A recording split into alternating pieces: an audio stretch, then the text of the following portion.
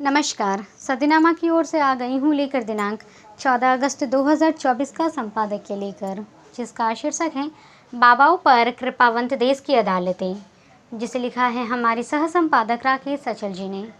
आज का हमारा विषय बाबाओं को लेकर है। कहा जा रहा है कि देश की अदालतें बाबाओं पर कृपा कर रही हैं। आज का हमारा विषय इस संबंध में है और जानते हैं इस संबंध में आगे क्या कहते हैं हमारे संपादक महोदय। आजकल देश की अदालतें बाबाओं पर कृपावंत हैं। मैं देश की अदालतों का दिल से सम्मान करता हूँ, क्योंकि इसके अलावा कोई और विकल्प है ही नहीं। देश की अदालतों की उदारता और देश के कानूनों की उपस्थिति का ही नतीजा है कि हत्या, बलात्कार और यहाँ तक कि अदालतों की अवमानना के आरोपी बाबाओं पर अदालतों की कृपा बरस रही। समस्या ये है कि अदालतें बाबाओं पर कृपा ना बरसाए तो क्या करें। अदालतें बाबाओं को सजा तो पहले ही सुना चुकी है, अब बारी कृपा की है। ताज़ा खबर है कि हत्या और बलात्कार के मामले में सजा याफ्ता डेरा प्रमुख गुरमीत सिंह मंगलवार सुबह रोहतक की सुनारिया जेल से 7वीं बार 21 दिन की फरलोग पर बरनावा आश्रम पहुंच गया। उसके साथ हनीप्रीत व परिवार के सदस्य भी आए। दुष्कर्म व हत्या के मामले में उम्र कैद की सजा काट रहे डेरा प्रमुख गुरमीत सिंह को रोहतक की सुनारिया जेल से हरियाणा पुलिस सुरक्षा में लेकर सुबह निकले। जनपद में प्रवेश पर बगावत पुलिस प्रशासन ने उसे सुरक्षा दी।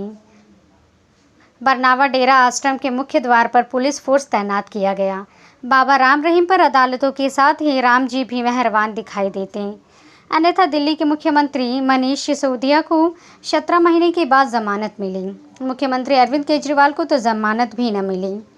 मुमकिन है कि यदि ये दोनों सजायाफ्ता होते तो इन्हें भी 7-8 बार फरलो की सुविधा मिल जाती, लेकिन अपना अपना नसीब है। सबका नसीब एक जैसा नहीं होता, हो भी नहीं सकता, होना भी नहीं चाहिए। नेता सब गड़बड़ हो सकता है। सन 2024 इन बाबाओं की किस्मत जागती दिखाई दे रही। एक नाबालिग सेविका से बलात्कार के मामले में उम्र कैद की सजा काट रहे आशाराम को मंगलवार को कोर्ट ने पहली बार उनकी 7 दिन की पैरोल को मंजूर कर लिया है। यह पैरोल कोर्ट ने आशाराम को स्वास्थ्य कारणों से दी है। High court justice Pushpendra Singh Bhati की कोर्ट ने उसे इलाज के लिए महाराष्ट्र के माधोबाग जाने की इजाज़त दी।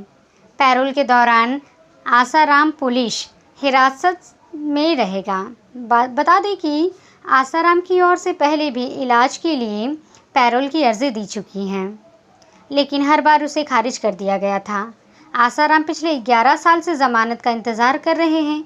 वे एक गुनहगार हैं, लेकिन बाबा राम रहीम के मुकाबले कम, इसलिए उनके सफ़ेद बाल देख कर मैं उन्हें बाबा ही कहता हूँ। देश के एक और खुशनसीब बाबा स्वामी रामदेव और उनके शिष्य आचार्य बालकृष्ण हैं। भ्रामक विज्ञापन मामले में बाबा रामदेव और आचार्य बालकृष्ण को सुप्रीम कोर्ट से राहत मिल गई। कोर्ट ने दोनों के माफ़ीनामा को स्वीकार किया। इसके साथ ही सुप्रीम कोर्ट ने अवमानना से जुड़ा यह केस बंद कर दिया। बता दें कि सुप्रीम कोर्ट ने बाबा रामदेव ने माफ़ीनामा पेश कर भविष्य में भ्रामक विज्ञापन नहीं देने का वायदा किया। 14 मई को शीर्ष अदालत ने अवमानना नोटिस पर अपना आदेश सुरक्षित रख लिया था। ये बाबा श्रृंगी ऋषि की तरह पुत्र प्राप्ति यज्ञ नहीं कराते, लेकिन पुत्र पैदा होने की दवा ज़रूर बनाते और बेचते हैं। बाबाओं की किस्मत देश के नेताओं को जलन हो सकती है, और ये स्वाभाविक भी है कि देश के नेता बाबा की किस्मत से जलन करें। नेता बाबा नहीं होते और बाबा नेता हो सकते हैं। उत्तर प्रदेश में मुख्यमंत्री के पद पर एक बाबा जी ही विराजमान हैं। उनका वाहन बुलडोज़र है। वे जिसका चाहे घर बुलडोज़र कर सकते हैं और जिसे चाहे अभय दान दे सकते हैं। आपको याद होगा कि देश के 4 बड़े बाबाओं ने पिछले महीनों में देश की सर्वशक्तिमान सरकार के खिलाफ बगावत कर दी थी। ये चारों बाबा देश के शंकराचार्य कहे जाते थे। कहे क्या जाते हैं, बल्कि ये सरकार से नाराज़ हो सकते हैं, लेकिन सरकार चलवाने वाले से नाराज़ नहीं होते। आपने देखा होगा कि इन 4 में से 3 बड़े वाले बाबा यानी शंकराचार्य A1 के बेटे की शादी के आशीर्वाद समारोह में अपने दंड कमंडल के साथ मौजूद थे। देश का कानून दुर्भाग्य से सबके लिए एक है। बाबाओं के लिए भी वे कानून काम करता है जो कानून भ्रष्ट नेताओं के लिए करता है। कानून की दहलीज पर भ्रष्ट आए या ईमानदार, उसे सबके सुनना पड़ता है। ये भारत का ही कानून है जो लोकसभा में विपक्ष के आज के नेता राहुल गांधी की सदन द्वारा छीनी गई सदस्यता वापस दिलाता है।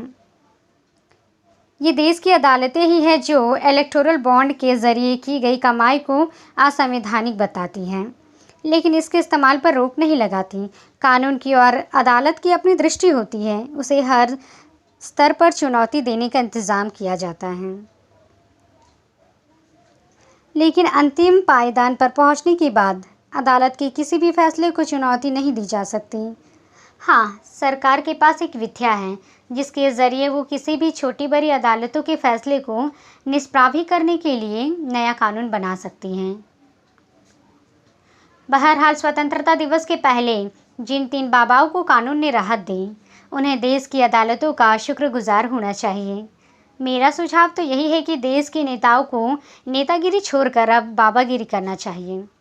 बाबाओं के पास दुनिया का हर ऐश्वर्य होता है, लेकिन उनके कपड़ों के गिरहा नहीं होते। वे खलीता नहीं रखते, लेकिन ऐसी गांठें बांधते हैं जो सुविधानुसार खुल जाती। मैं देश के हर छोटे बड़े बाबा से समान दूरी बनाकर रखता हूँ। ये मुमकिन है कि मेरी कोई हीन ग्रंथि हो, लेकिन मुझे किसी भी श्रेणी के बाबा फुसाते नहीं। बाबाओं का जितना बड़ा दिमाग होता है उतना ही बड़ा पेट। वे सब कुछ पचाने में क्षमता रखते हैं। बहरहाल, जो बाबा जमानत पर छूटे हैं या छूटे गए हैं, वे बाबा जिन्हें माफ़ी मिल गई है अदालत से, वे सब बधाई के पात्र हैं। भगवान करे कि उन्हें उनके बाबा होने का लाभ तब तक मिलता रहे जब तक कि सत्ता के शिखर पर कोई बाबा विरोधी आसीन न हो जाए। मैं पूर्ण जन्म में यकीन नहीं रखता, अन्यथा भगवान से कहता हूँ कि अगले जन्म मोहे बाबा ही कीजो। बाबा होना मनुष्य से भी बड़ी उपलब्धि है। भगवान को मनुष्य की तरह बाबा भी हमेशा प्रिय होते हैं। भगवान भृंगु बाबा की लात तक खा चुके हैं। नारद बाबा की तो उन्होंने असंख्य गालियाँ हंस हंस कर खाई है। जय श्री राम। तो ये था दोस्तों हमारा आज का संपादकीय। कल फिर लौटेंगे एक नए विषय, एक नए संपादकीय के साथ। तब तक के लिए नमस्कार।